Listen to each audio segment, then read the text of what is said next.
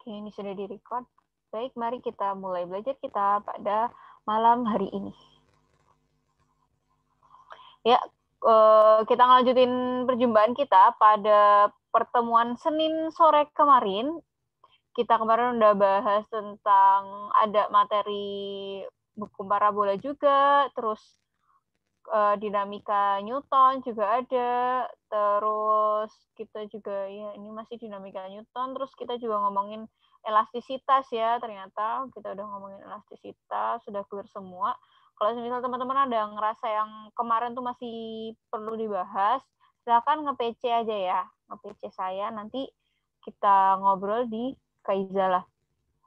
Oke, dan terakhir kemarin kita ngomongin soal momentum dan impuls yang ternyata dia juga muncul di soal SBMPTN 2019. Siapa tahu soal tersebut juga muncul ya. Oke, ini bentar-bentar. Video saya mana nih? Sebentar guys, saya kehilangan. Oh ini pentapnya. Oke, mari kita bahas soal nomor 16. Di sini, untuk mengetahui kecepatan anak panah yang melesat dari busurnya menggunakan cara berikut, bla bla bla bla bla. Nah, di sini dia itu diminta ditanyakan nilai kecepatan anak panahnya gitu. Nah, step pertama yang kita lakukan adalah menggambar. Jadi di sini tuh ada suatu kotak kardus ya. Suatu kotak kardus diisi kertas ya. Berarti di sini katakanlah ini kardus ya. Bentar. Sini katakanlah ada suatu kardus. Terus dia itu diisi kertas sampai massa totalnya ada 2 kg. Totalnya. Nah, kemudian dia itu berada pada lantai dengan koefisien gesek 0,3. Iya, kok kayak melayang nih. Oke, ini anggap aja dia nempel ya. Ada koefisien geseknya itu 0,3. Nah, terus di sini tuh ada anak panah. Anak panah dengan massa 30 gram. Massa panah ya. Massa panahnya itu 30 gram. Kalau 30 gram kita ubahkan menjadi 0,3 kilogram ya. 0,03, maaf. 0,03 kilogram. Nah, terus kardus dan anak panah itu nancap gitu. Jadi ini kan V0-nya, V awalnya itu diam. V-nya itu diam, berarti kan 0. Kardusnya diam, terus anak panahnya itu meluncur dengan kecepatan V yang nanti akan ditanyakan. Nah, dia meluncur, habis itu tuh dia tuh nancep. Pada akhirnya nanti si anak panah itu masuk ke dalam kubusnya. Gitu. Kemudian mereka masuk bersama-sama. Nah, sekarang kita diminta untuk mencari jawaban dari ini. Jawaban dari soal ini, yaitu tentang materi ini masih pada materi momentum dan impuls ya. Momentum dan impuls. Oke, ini masih ada kaitannya. Oke, persamaan momentum dan impuls, yaitu cuma yang kayak tak jelasin kemarin ya, adanya F kali delta T. Ini persamaan impuls. Benar. Impuls sama dengan momentum. Maka impuls itu adalah F kali delta T, perubahan momentum adalah M kali delta V. Yaudah, persamaan utamanya cuma pakai ini aja gitu. Nanti tinggal diputer-puter tergantung kebutuhannya yang mana. Nah, maka di sini atau misal nih kalau dia mengalami yang namanya tumbukan itu tuh berlaku momentum P total awal sama dengan P total akhir. P total akhir ya, P total akhir. Jadi momentum awal itu sama dengan momentum akhir. Nanti tergantung kebutuhannya mau pakai yang persamaan impuls sama dengan perubahan momentum atau momentum total awal sama dengan momentum total akhir. Momentum awal ya, P awal. P awal sama dengan P akhir. Ya, gini. Jadi P awal sama dengan P akhir. Oke, nah sekarang kita tinggal menghitung dari soal ini. Nah, karena yaitu pakai konsepnya berarti kan momentum awal sama dengan momentum akhir ya, berarti kan M panah, V panah ditambah M, ini aku katakan M kubus ya, MK ya. MK kali VK sama dengan, karena mereka pada akhirnya akan menyatu ya, mereka itu menyatu, si panah sama kubusnya menyatu, berarti V aksennya itu kan sama. Nah, terus dia V aksen dikalikan M panah ditambah M kardus. Oke, kemudian dibidikan. Oke, nah selanjutnya koefisien. Oh ya, Oke, oh ternyata yang dicari itu V-nya itu V akhir ya, V akhirnya. Berarti bukan V ininya, bukan, maaf nih, mari kita delete dulu. Bukan V itunya ternyata yang dicari. Yang dicari adalah V saat dilepas dari busurnya ya. V1-nya berarti. Oh iya berarti. Benar yang dicari ditanyakan V1-nya. V1-nya, tapi kita perlu cari tahu di sini V-nya berapa, V aksennya. Karena mereka kan akan bergerak bersama-sama tuh. Kita tahu hasil akhir kita tuh mencari ini, mencari ini. Tapi ternyata ada komponen yang belum selesai dijawab. Yang belum selesai yang V aksen. Berarti kita selesaikan dulu yang di situ, mencari V aksen dulu tuh, step pertama. Step pertama mencari V aksen dengan cara apa? Nah, kita tahu bahwasanya dia itu mengalami yang namanya gaya gesekan. Dia mengalami gaya gesek, berarti dia ada gaya geseknya. Kita tahu ya bahwasanya W sama dengan W itu kan energi ya. Energi itu sama dengan misal energi yang F kali S itu sama dengan EK. Itu kan bisa ya kita pakai ini ya. Berarti W sama dengan F kali SS, F kali S, berarti EK-nya itu sama dengan setengah M delta V kuadrat ya. Atau V aksen ya, karena dia V aksen kuadrat. V kuadrat ya, V aksen kuadrat. Oke, nah berarti kita menggunakan persamaan ini gitu, karena dia itu dikatakan V-nya itu V saat tepat akan tepat ketika menancap gitu. Oke, sedangkan M ini M total ya nanti, M total. Baik, mari kita selesaikan di sini. W sama dengan EK ya. Ini sama-sama energi. Oke, nah lalu energi F kali S, di mana F-nya ini adalah gaya gesek ya, gaya gesek yang bekerja. Kemudian di sini kita ganti EK-nya menjadi setengah M total ya, M total V aksen kuadrat. Oke, F gaya geseknya itu kan nilainya mu kali N ya, mu kali N, mu K kali N dikalikan S. Berarti sama dengan setengah MK plus MP kali V aksen kuadrat. Nah, lalu nilai dari N-nya itu berapa? Karena ini mereka itu sama-sama ya, ada gaya, kan ini kan si kubus udah tertancap anak panah. Kemudian dia kan ada gaya gesek. Kemudian dia itu memiliki gaya normal. Nah, berarti gaya normal itu sama dengan gaya beratnya. Sedangkan gaya berat itu adalah M kali G. M di sini adalah massa total. Oke, berarti di sini kita ganti mu K kalikan N-nya itu kita ganti massa total dikalikan G-nya ya. Atau massa totalnya langsung aja kita masukin MK plus MP dikalikan G. Atau percepatan gravitasinya dikalikan S sama dengan setengah MK plus MP kalikan V aksen kuadrat. Jadi si masanya yang di sini yang dimasukin itu harus massa totalnya karena dia udah tertancap sama anak panah. Nah, makanya si massa total itu ditulis MK plus MP. Oke, lanjut. Karena ini sama-sama ada MK plus MP, bisa kita coret ya. Nah, lalu kita masukkan angka-angkanya. Mu-nya 0,3. Percepatan gravitasinya, karena dia tidak diketahui, maka kita kerjakan saja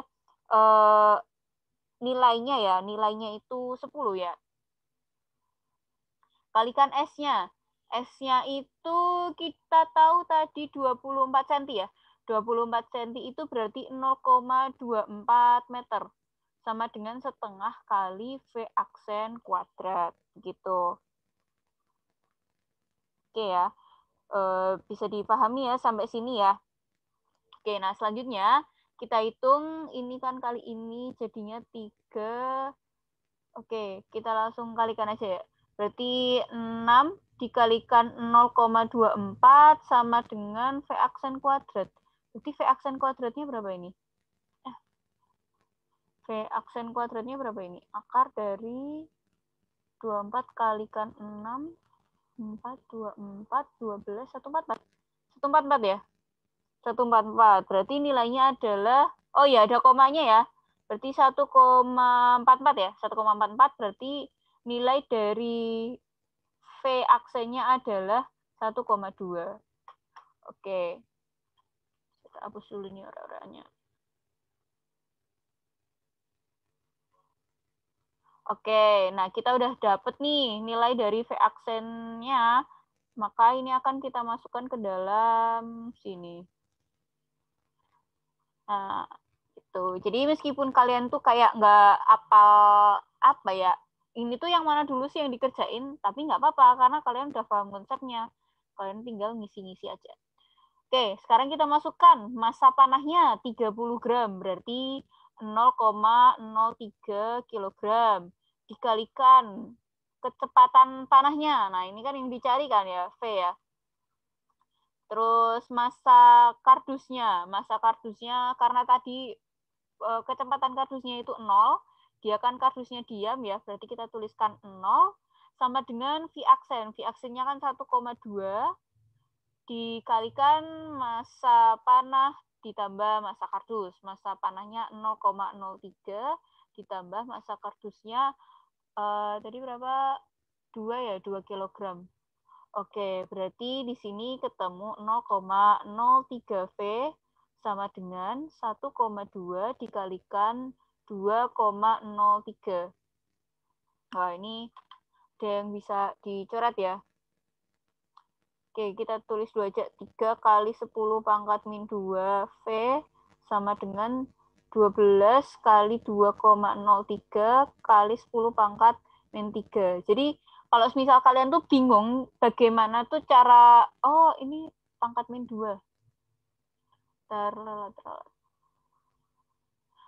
Kalau misal nih, kalian tuh takut gitu membagi-bagi angka yang desimal. Nah, maka kalian bisa tulis dulu tanpa koma, baru dikali pangkat sekian. Itu ini 0 pangkat 3. Nah, ini coret-coret aja dibagi 4 ya. Terus ini sama ini, itu berarti tinggal pangkat min 1 ya. Berarti 4 kali 203, 203 kali kan 4 itu 12, 1, 8. 812. 812 ya. Berarti 812 kali 10 pangkat minus 1 meter per sekon. Atau nilainya adalah 81,2 meter per sekon. Berarti ada jawabannya nih. Dia jawabannya adalah yang B. Gitu. Jadi meskipun langkah-langkah yang harus ditempuh itu cukup panjang, tapi asalkan kalian udah paham konsepnya, kalian tahu tuh tujuan kalian tuh mencari ini dulu gitu. Ya udah, berarti kita harus cari dulu dengan cara apa? Ya ini masih ada kaitannya sama Newton lagi tuh. Newton. Jadi Newton ada di mana-mana.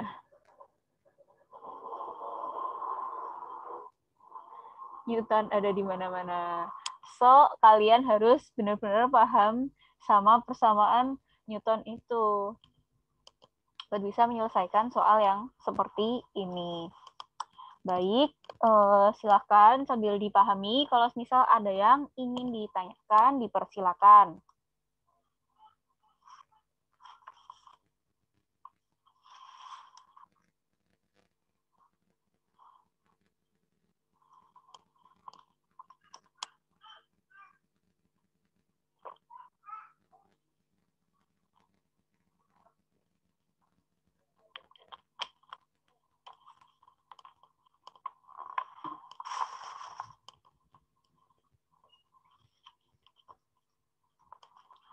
Oke, kalau misal nggak ada, berarti kita lanjutkan ke soal selanjutnya ya.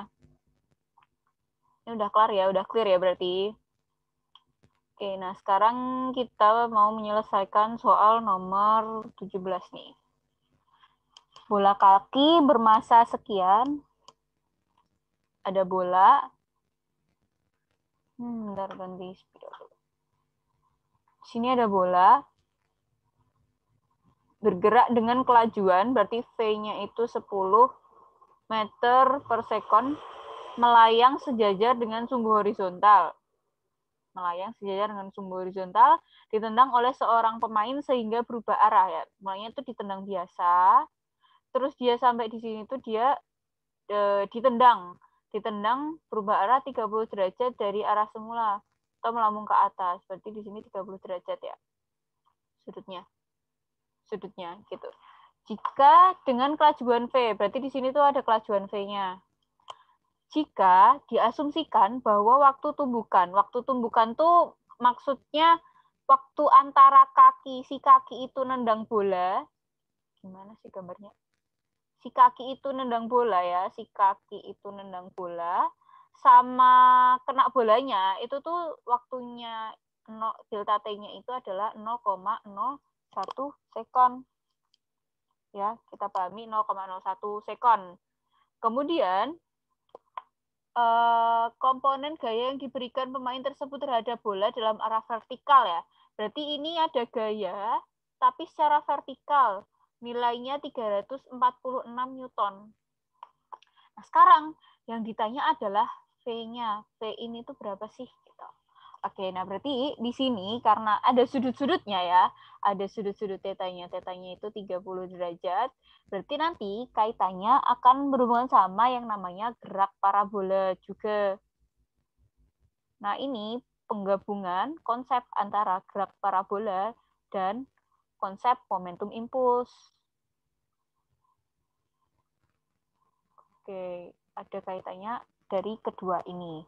Nah, maka kita perlu benar-benar paham gitu ya antara ke parabolanya ya.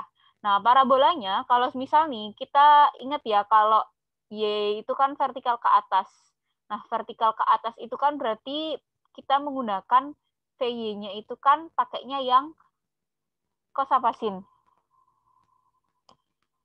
Kan dia nggak diapit ya. Kalau cos kan berarti kan ke sana. Berarti kalau ke atas VY-nya itu berarti dia pakainya yang sin. Berarti V sin 30. Ini persamaan parabolanya itu digunakannya cuma di sini. Konsep parabolanya. Oke, nah sekarang kita akan mulai mengerjakan.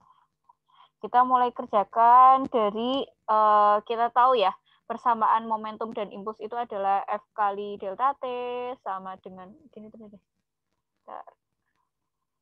I sama dengan delta P. F kali delta T sama dengan M kali delta V.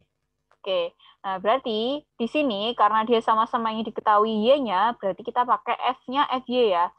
Kita pakai FY kali delta T, FY kali delta T sama dengan M, massa dari bolanya kan tadi kita tahu ya, oh ya diketahui massa bolanya juga, 0,4 kg ya.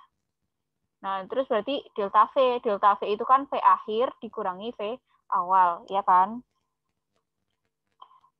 Nah, di sini karena dia nanti VY-nya ya, VY-nya itu kan pada akhirnya tuh dia nilainya kan akan 0 ya pada kalau misal dia udah di titik puncak atas, itu kan dia kan V-nya itu bakal nilainya 0 ya. Berarti si V aksennya itu bisa kita ganti 0. Tuh. Kita masukin angkanya ya. Kan kita masukin angkanya, VY-nya 346 Newton, kemudian delta T-nya 0,01 second, kemudian massa dari bolanya ya, massa bolanya 0,4, kemudian V aksenya bisa kita gantikan 0 karena dia pada akhirnya akan terdiam, kemudian V sin 30 derajat. Oke, berarti di sini kita tinggal mengkalikan ya, 346 kali 0,01 berarti komanya kan jadi 2 ya, berarti 3,46 sama dengan 0,4 dikalikan minus V sin 30.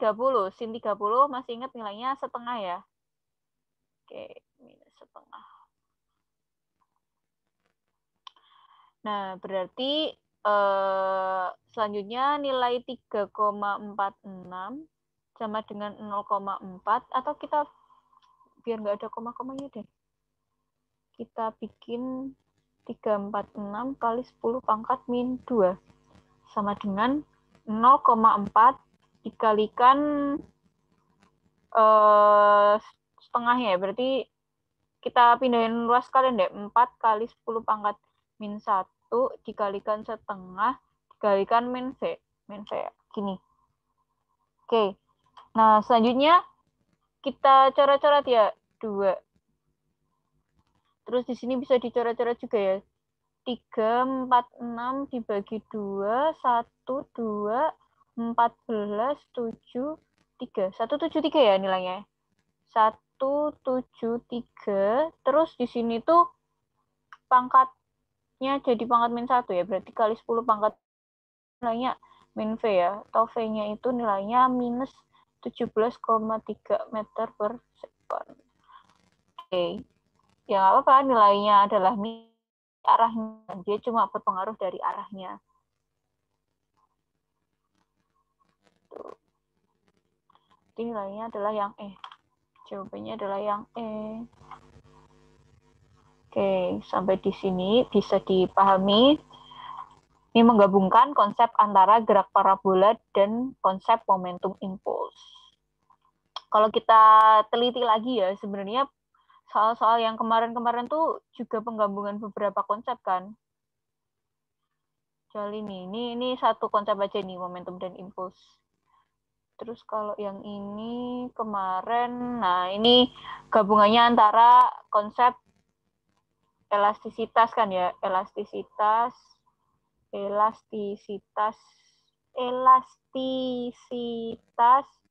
dan energi. Kita telah lagi untuk soal yang lainnya.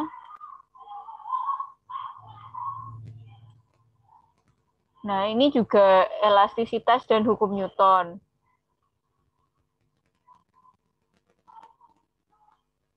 Dan hukum Newton. Oh iya, yang tadi ini tuh juga hukum Newton enggak?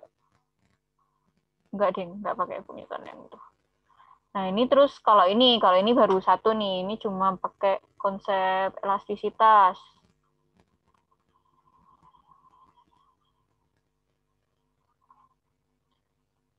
Terus kalau yang ini, nah ini juga hubungannya antara elastisitas dan hukum Newton.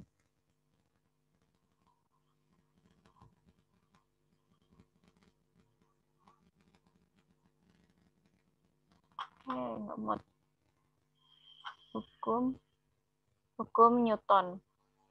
Nah, terus yang ini juga nih. Nah, ini juga. Ini elastisitas dan hukum Newton. Elastisitas dan hukum Newton. Ternyata hukum Newton tuh benar-benar banyak dipakai gitu. Makanya konsep-konsep untuk hukum Newton perlu kayak benar-benar paham dan benar-benar bisa untuk mengimplementasikannya gitu. Nih kalau ini energi doang nih, energi doang. Banyak ya kayak soal-soal yang berkaitan gitu. Tuh ini kemarin juga ini itu doang hukum Newton. Ini gerak parabola sama energi.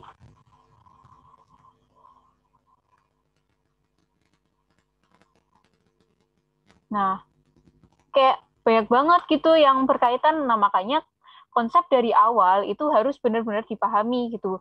Buat yang kemarin-kemarin masih kesulitan untuk memahami konsep-konsep yang di awal, boleh silakan belajar lagi, dibuka-buka lagi video-video YouTube yang udah diupload gitu. Linknya kan masih ada juga ya, belum aku take down juga, nggak aku take down juga. Tuh, jadi teman-teman bisa sambil ngeliat gitu. Yang kemarin harus benar-benar sampai lancar gitu ya, buat bisa menyelesaikan soal-soal yang lainnya. Oke. Oke. Nah, ini karena yang ini udah habis, maka ini aku ekspor dulu ya. Oke, aku mau ganti kanvas yang satunya.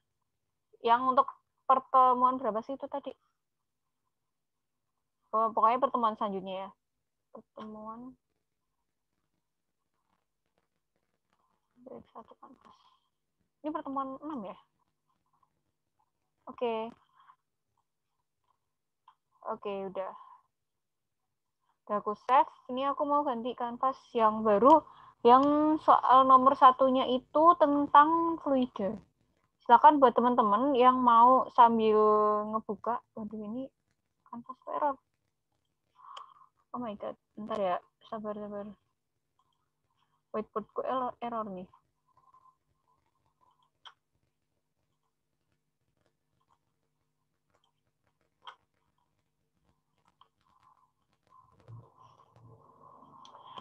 Dan mohon maaf ya, ini whiteboardku agak error. Agak nge-lag. Ini kebanyakan.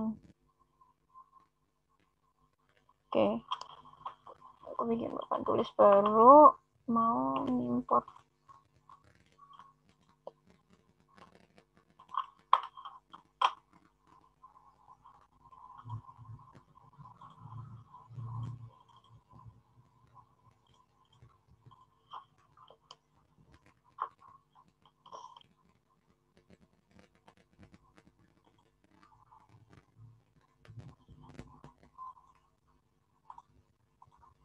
Oke, aku mau share screen yang baru. Ya, udah bisa dilihat ya. Whiteboard yang baru, yang masih bersih suci, belum ada jawabannya. Nah, ini kemarin soal nomor 8 tuh nyempil, ternyata belum kebahas. Jadi akan kita bahas soal nomor 8 terlebih dahulu. Jadi di sini tuh kaitannya sama itu ya, apa namanya, momen inersia atau torsi ya. Ini kaitannya sama torsi ya. Kaitannya sama torsi, mari kita gambar dulu. Nah, di sini ada silinder pejal, masanya M, dia punya jari-jari R, bergerak menggelinding murni pada suatu bidang miring. Berarti dia tuh turun. Kok jelek banget kamu? Oke, dia tuh turun. Dia itu turun menuruni suatu bidang, dia itu ada sudutnya gitu. Nah, di sini diketahui momen inersia dari silinder pejal itu adalah setengah mr kuadrat. Lalu dicari A-nya, percepatannya. Oke, nah kalau kaitannya itu sama percepatan dan sama momen inersia, berarti kita perlu paham dulu. Dan dia itu kan mengalami suatu penurunan ya, dalam artian dia tuh turun gitu ya. Berarti dia itu ada gaya yang bekerja itu adalah gaya pakai hukum Newton, sigma F sama dengan M kali A. Pasti ada kaitannya ini, karena soalnya disuruh nyari A. Karena soalnya disuruh nyari A, pasti kaitannya sama ini. Gitu. Tidak lain dan tidak bukan adalah itu. Tapi karena dia adalah suatu torsi ya, dia kan gerakannya memutar ya, maka dia itu ada sigma torsi gitu. Sigma torsi persamanya adalah I kali alfa ya. Ini adalah percepatan ya. Percepatan sudut. Oke, nah sekarang kita akan mengerjakan soal yang ini. Oke, kita boleh mengawali dari sigma F sama dengan M kali A dulu, atau sigma tau, boleh bebas terserah. Kalau ini mau dari sigma F sama dengan M kali A, nah berarti karena di sini itu adalah kalau menurun ya, karena kita udah sering banget ngerjain ini, harusnya udah paham kalau misal menurun tuh nilainya Wsin alfa ya. Wsin alfa Berarti kemudian di situ itu juga ada gaya geseknya ya. Kita anggaplah ada gaya gesek, ada FG-nya. Nah, berarti di sini nilainya adalah W sin alfa dikurangi F gesek. Nilainya adalah M kali A. Ya, M kali A. Nah, ternyata kita belum ketemu nih nilai dari gaya geseknya berapa. Karena FG-nya itu belum ketemu, kita cari dulu menggunakan persamaan sigma tau sama dengan I kali alfa. Tuh. Jadi asalkan kalian sudah paham konsepnya, maka teman-teman tuh udah bisa ngerjain gitu. Nah, maka di situ sigma tau itu kan F kali R ya. Berarti F gesek kalikan R-nya ya. Kemudian I-nya, momen inersianya itu kan setengah MR kuadrat. Kita tinggal isi aja setengah MR kuadrat. Kemudian alfanya kita bisa mengubah menjadi A per R. Ya, ingat antara omega itu kan V per R, berarti alfa itu adalah A per R. Dia masih ada kaitannya gitu. Ini adalah percepatan linear dan percepatan sudut. Karena dia si bola ini kan muter ya, si silinder ini kan muter, berarti dia itu memiliki percepatan sudut. Oke, nah selanjutnya kita coret-coret yang bisa dicoret. Jadi tinggal nilai dari FG adalah setengah MA. Oke, nah sekarang kita bisa mengerjakan ini yang agak geser ke sini ya. Berarti nilainya W itu MG sin alfa dikurangi FG-nya kita ubah menjadi setengah MA sama dengan M kali A. Oke, lalu kita, karena M-nya itu M besar ya, kemudian G-nya itu ya, karena di sini masih dalam bentuk G, ya udah tulis aja G.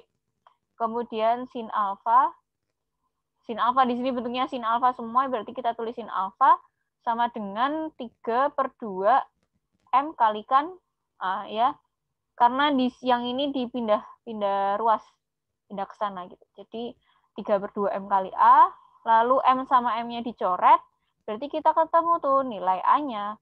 Nilai A-nya adalah 2/3 G sin alfa.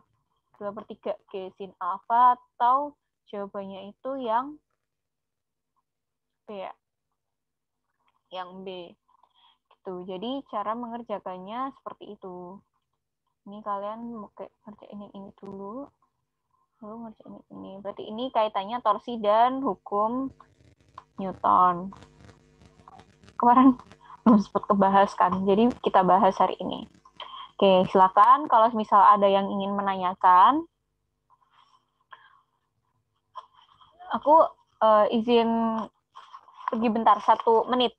1 menit sambil memahami, aku balik ke sini lagi 1 menit.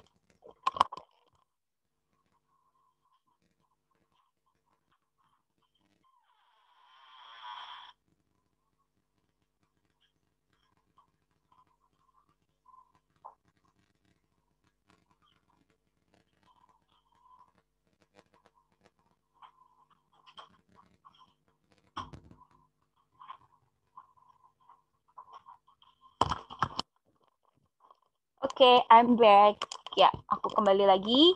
Sudah ya, berarti tidak ada chat masuk, berarti sudah paham ya. Sudah paham untuk yang pertemuan yang soal ketiga ya. Berarti kita sekarang masuk ke soal keempat nih. Kita udah ganti materi tentang fluida. Oke, fluida itu kan ada fluida statis, ada fluida dinamis. Nah, itu yang perlu teman-teman pahami gitu. Karena ini nanti akan juga menyangkut satu sama lain, akan menyangkut juga dengan soal-soal di Newton gitu. Oke, dan di fluida itu sendiri nanti itu akan ada banyak banget, ada cukup banyak materi tentang ini ya, ada asas kontinuitas, kemudian ada tentang asas Bernoulli, terus ya pokoknya ada macam-macam lah ya. Nah, makanya kita perlu memahami di sini. Cuman nih kalau ada soal yang seperti ini kan ada fluida dialirkan pada sebuah pipa mendatar panjangnya L. Di sini tuh ada pipa mendatar panjangnya L. Luas penampang ujungnya itu seluas A. Jadi di sini A. Terus di sini ada ujung yang lain gitu. Berarti ada penampang yang kecil ya di sini. Ini lebih kecil. Ini nilainya setengah A. Oke, berarti di sini kan ada asas kontinuitas ya. Ada asas kontinuitas di sini, di mana kita menghitung ini menggunakan konsep debit.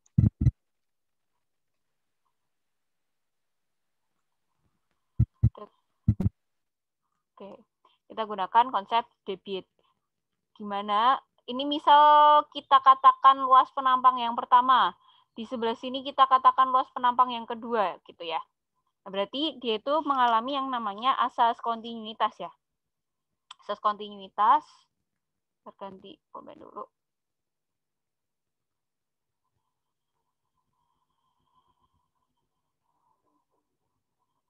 Karena dia si fluidanya itu mengalir secara kontinu gitu maksudnya. Nah, di sini kita itu debit yang ngalir ke sini, yang ngalir ke sebelah sini, itu tuh sama kayak debit yang ngalir ke sebelah sini gitu. Berarti Q1 sama dengan Q2. Nah, gimana cara ngitung debit? Cara ngitung debit itu ada beberapa cara. Kalau di pelajaran matematika SD ya, aku masih ingat banget matematika SD itu juga pernah ngitung debit. Cara ngitungnya itu adalah volume dibagi waktu. Nah, tapi ternyata kalau di fisika itu tuh akan lebih sering menggunakan gimana kalau volume itu kan bentuk 3 dimensi dari apa ya namanya? Volume itu kan satunya kan nanti kan meter kubik ya. Meter kubik per sekon ya ini nanti satuannya. Nah, lalu ini tuh diubah menjadi luas alas ya. Nah, si volume ini nanti akan diubah menjadi luas alas kali tinggi kan dibagi waktu ya. Gimana H per T ini adalah kecepatan gitu. Nah, maka di sini kita ada persamaan debit yang lain yaitu A kali V atau luas permukaan ya. Kita sebutnya permukaan. A itu luas permukaan, V itu adalah kecepatan. Oke, jadi untuk persamaan asas kontinuitas itu tuh bisa menggunakan dua itu, tergantung nanti yang diketahui yang.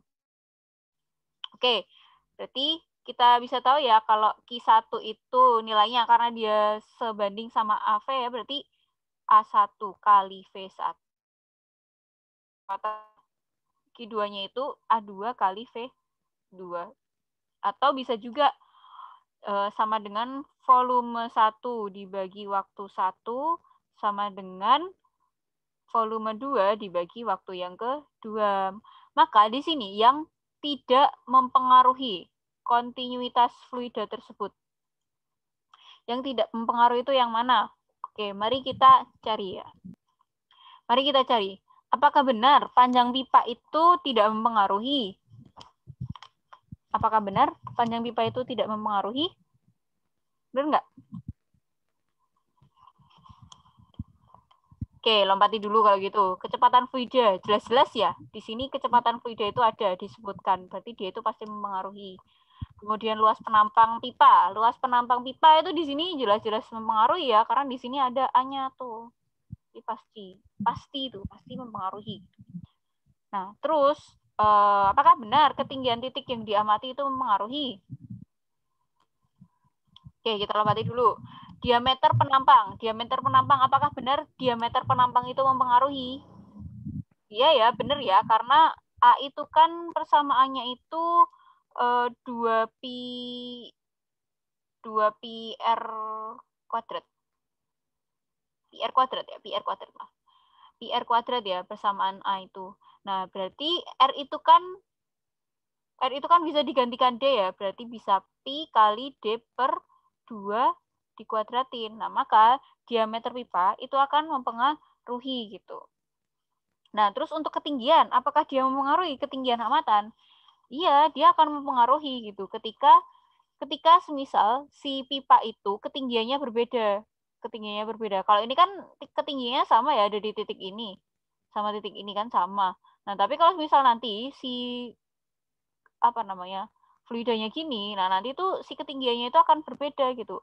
Si ketinggiannya akan mempengaruhi. Nah, maka ketinggian itu ya akan mempengaruhi.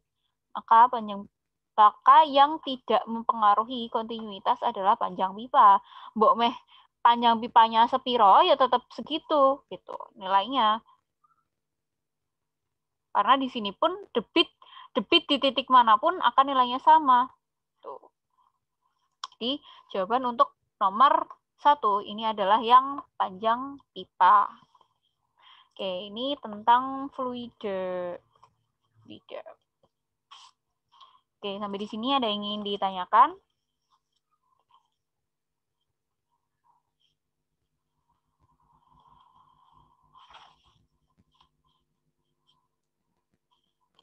Nanti kalian gunainya itu yang mana tergantung yang diketahui ya.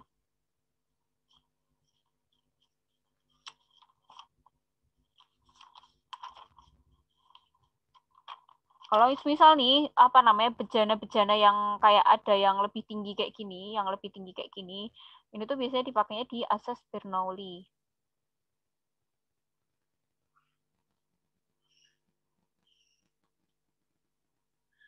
Oh ya, ini kan katanya mendatar ya, ada kata-kata mendatar ya. Ada kata mendatar, tapi tetap dipengaruhi sama ketinggiannya. Gitu. Ini kita ngomongin asas Bernoulli deh, asas Bernoulli yang di sebelah sini. Kita ngomongin dikit soal asas Bernoulli, karena dia memiliki suatu persamaan yang cukup panjang ya, asas Bernoulli, yang perlu kalian pahami. Nah, kalau ini sih bebas kalian mau ngapalin atau nggak ngapalin, tapi mending kalau misal secara konsep, itu kan dia kan diawali dari, ini apa nih? Delta EM sama dengan, delta EM sama dengan delta EK plus delta EP ya. Delta EP. Nah, awalnya tuh dari sini gitu.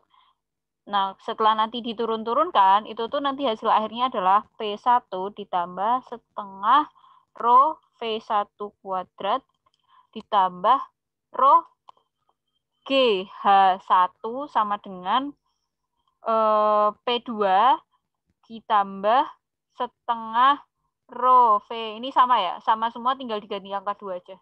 Cepat. Tadar. Biasanya kok naik turun nih, kayak gunung. P1 plus P1 plus setengah rho V1 kuadrat ditambah setengah ditambah rho langsung ya, rho GH ditambah rho GH1 sama dengan P2 ditambah setengah rho V2 kuadrat ditambah rho GH2. Oke. Jadi ini untuk asas Bernoulli. Karena dia itu kan ada suatu pipa yang masih berlurusan ya, berarti dia pakai asas Bernoulli ini. Itulah asas Bernoulli. Ini. Terus untuk apa namanya ya? Kalau kalian misal mau ngapalin ini langsung ya monggo-monggo aja kalau apal, tapi kalau emang nggak apal ya berarti kalian harus nurunin dari persamaan EM gitu. Dimana EM itu kan nanti sama dengan W. Kemudian EK-nya itu adalah, ya kita ketahui ya, EK itu setengah M V akse delta V ya. M delta V, karena itu delta ya. Setengah M delta V. Bentar. EM-nya itu adalah W, terus EK-nya, delta EK-nya itu berarti setengah M kali delta V kuadrat ditambah EP-nya itu ya berarti M G delta H. Udah dari persamaan ini nanti akan ketemu. Kalau W-nya nanti teman-teman bisa mengganti dengan P1 min P2. P1 min P2 kalikan V. Gitu. Jadi kalau teman-teman mau langsung ngapalin juga monggo, kalau enggak ya monggo. Bebas. Nanti baru si volume V-nya ini nanti tuh diubah menjadi M per V. V-nya diubah menjadi M per rho, maaf M per rho. Kan kita tahu ya persamaan V sama dengan M per rho. Atau kalau kalian tahu rho-nya, rho sama dengan M per V. M per V volume ya, V besar, V volume. V-nya ini V volume, bukan kecepatan. Oke, gitu. Jadi ini untuk asas Bernoulli. Lanjut, akan kita lanjutkan soal yang nomor 2 ini, tentang ada sebuah balok plastik homogen dimasukkan ke bejana penuh cairan. Nah, berarti ini materi tentang fluida statis ya, fluida statis. Oke, jadi di situ ada suatu bejana ya. Suatu bejana berisi plastik, kemudian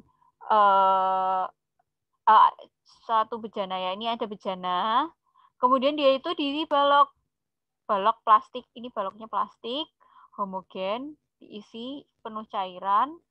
Jika massa jenis balok atau ρB aja ya, ρB 1,04 gram per cc. Cc itu sentimeter kubik ya. cc atau sentimeter kubik. Dan massa jenis cairan atau rho fluidanya 1,3 gram per sentimeter kubik.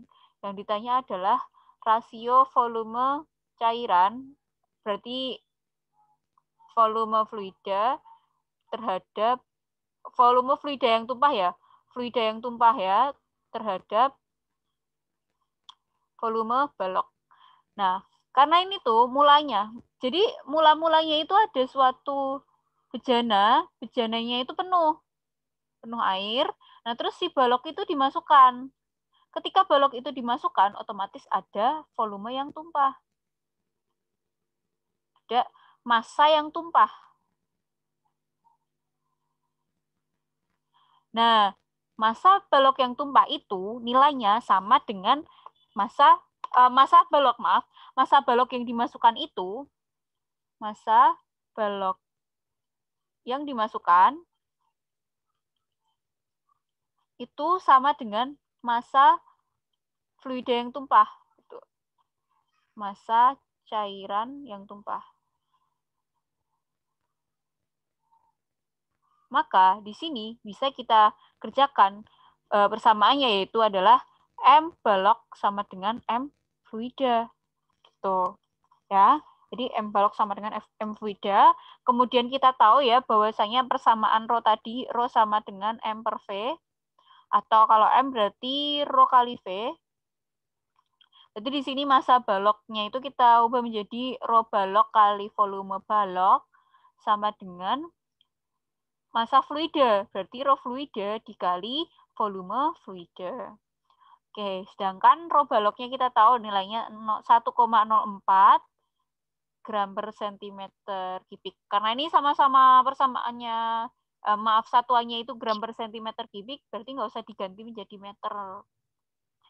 Nggak usah diubah menjadi kilogram per meter kubik, nggak usah diganti. Terus VB-nya kita tanyakan ya, nanti kan kita bandingin ya VB sama VF. Rho V-nya itu nilainya 1,3, VF-nya itu nanti dibandingkan. Nah, karena ini VF dibanding VB, berarti kita ubah menjadi 1,04 dibagi 1,3 sama dengan VF per VB. Maka nilai dari VF dibandingkan VB adalah berapa ini? 1,03, berarti hilang komanya jadi 104 per 130 ya? 104 per 130. Benar nggak? 104 per 130. Iya kan? Iya. Berarti nilainya berapa nih?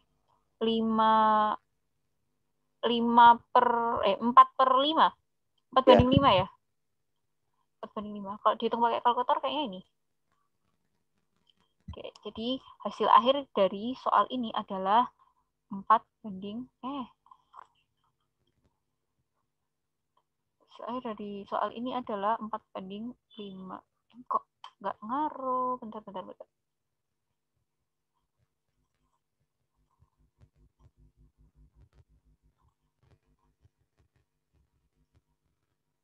Ya, jadi jawabannya yang B. Bentar. Dan kok error. Nah, jadi jawabannya yang B, yang 4 banding. untuk soal yang ini. Nah, untuk soal yang selanjutnya, karena ini kayaknya mirip deh soalnya. Sebuah balok plastik homogen dimasukkan dalam bejana penuh cairan, cairan tumpah sebanyak sekian. Oh, mirip ya? Oh, mirip. Ini soalnya hampir mirip, tapi di sini itu cairan yang tumpah itu dalam bentuk volume balok. Ini dalam bentuk volume balok.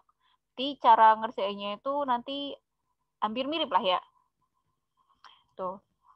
Jika massa balok itu sekian, nah ini kalau yang ini tuh diketahui massanya. Diketahui massa balok yaitu 10,4 gram.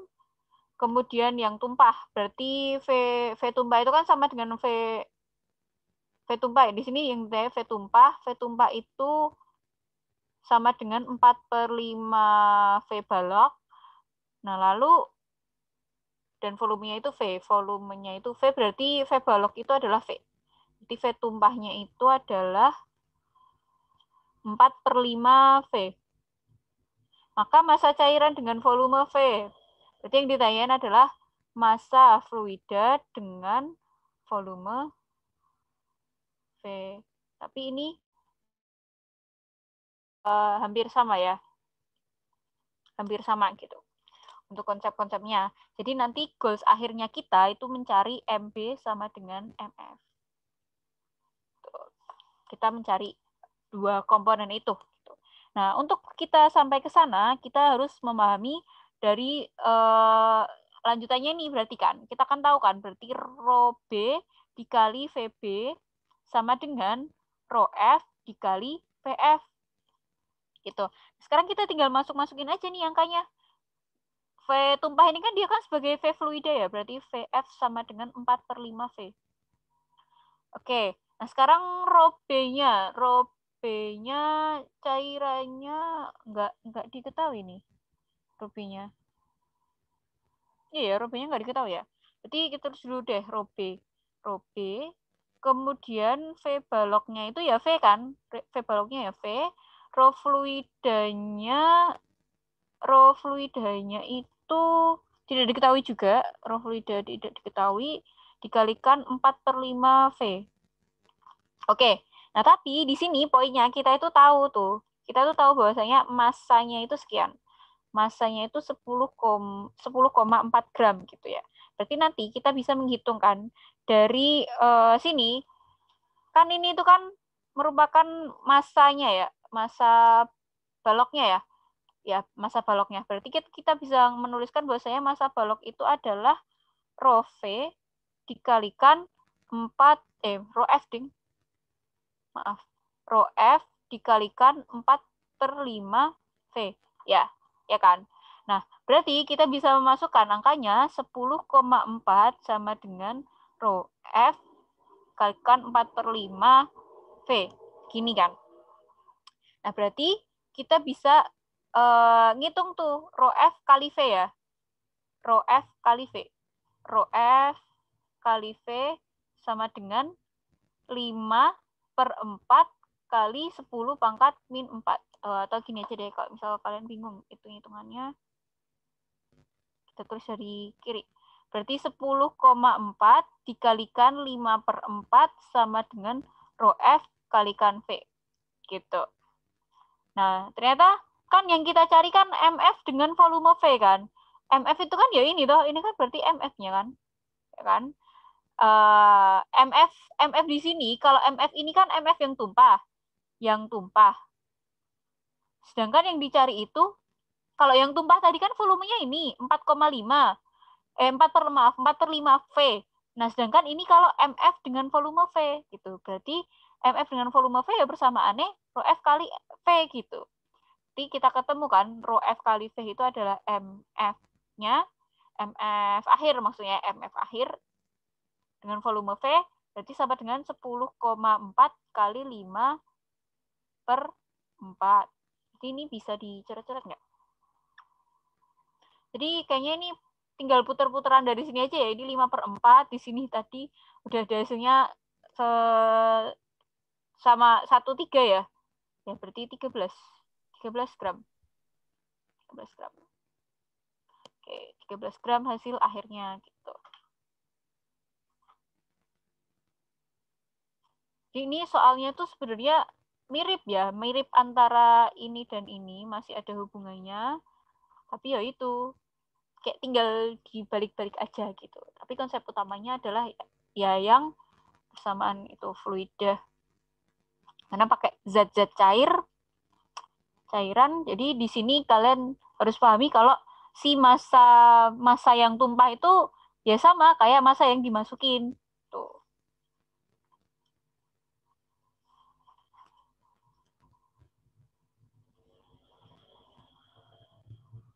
Sampai di sini ada yang ingin ditanyakan? Ini masih levelnya masih mudah ya. Jadi di sini tuh konsep yang perlu dipahami adalah rho sama dengan M per V. Dah, ini tok. Kalau soal-soal kayak gini. Karena nanti kalau misal kaitannya yang soal nomor 4, nanti kan udah dimasukkan gitu kan, ada tekanan atmosfernya gitu. Nanti agak complicated sih, tapi ya masih aman lah. Dan kalau soal ini tuh ya yang penting bisa memahami maknanya.